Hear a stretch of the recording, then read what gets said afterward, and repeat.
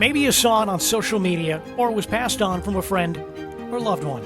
Maybe you got it in an email or silently worried about it yourself. COVID-19 vaccine claims are many, but the actual problems are few to none at all.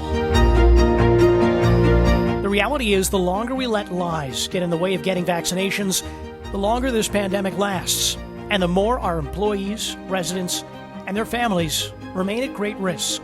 So we're here to address the shot questions with answers, mute the myths, and feature the facts, addressing the questions you've asked through our COVID mailbox.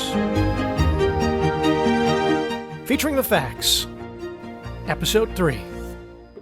Somebody asked, my friend told me that they used a new technology called mRNA for the COVID-19 vaccine. Does this vaccine change my DNA?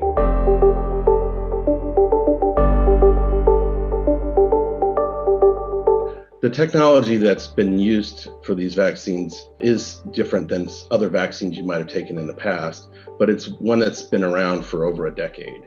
The way that they developed it was to try to prevent you from having long-term side effects, to prevent you from having any problems with your DNA, and to prevent you from even getting infected as a result of a vaccine.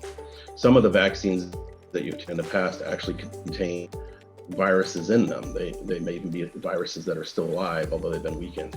This vaccine doesn't contain any virus, it doesn't contain any human cells, and it's physically impossible for this vaccine to get inside the nucleus of your cells where the DNA is. So there's no possibility whatsoever this vaccine could even touch your DNA, and therefore it cannot change it. These two vaccines that are currently available are the first two of many that are in development, but based on my review of the scientific studies, I believe that the ones that were being offered right now are the best of all that are even to come in the next year.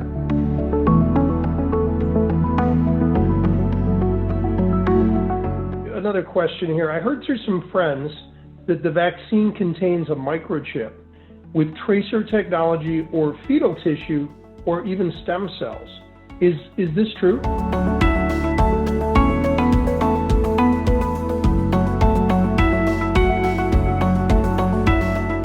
I've seen all of those on the internet, and fortunately none of those are true. Unfortunately, that kind of fake information is being spread very rapidly, and sometimes from people that really have bad intentions.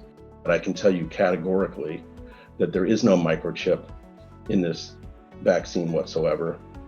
That microchips, some of them are quite small, but the smallest microchip that's available won't even fit through the needle that's used to give you the vaccine. There are absolutely no human cells of any type that were involved in the development of either of these vaccines. Organizations, particularly those that are concerned about the use of fetal tissue and things like that, or anything that might have had to do with abortion, have come out very strongly to say that these vaccines have no moral concern whatsoever. And even the Pope has come out very strongly and said that the moral and ethical thing to do if you're offered this vaccine is to take it. No human cells were involved in developing either of these vaccines. There is no microchip. Most of these things, when you sit and think about them for a while, they don't make a lot of sense. But what it really reflects is our own fears about things that are unknown and things that are new. And so that's why I just want you to know as much as possible about this. And we want to make sure that you have all the resources and information that you need so that you can feel safe. Next question. I've already had COVID-19 and recovered, and everyone else in my family is considered low risk or does not have any underlying health conditions. Why do I still need to consider getting this vaccine?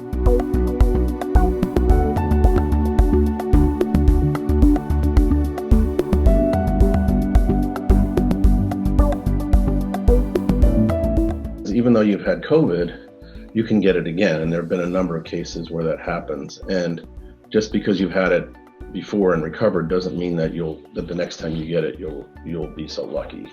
I've had COVID, and as I mentioned earlier, I can't wait to get the vaccine. And the reason I'm getting the vaccine is because I am very confident that this vaccine will protect me better and longer against ever getting COVID again. In addition to that, even though many people in my family are low risk, my children, for example. And if I got COVID and had no symptoms early on or minimal symptoms and spread it to them, I might cause them terrible suffering and harm and not even know it. So in our workplace where we're caring for some of the most vulnerable people, it's especially important that we keep them safe as well. If you have questions about the vaccine, the virus, or anything in between, our COVID mailbox is always open. Send us an email at covid@enliven.com. Keep submitting your questions. We'll have answers in our next episode. Together, we can do it. And together, we can stay informed and stay safe.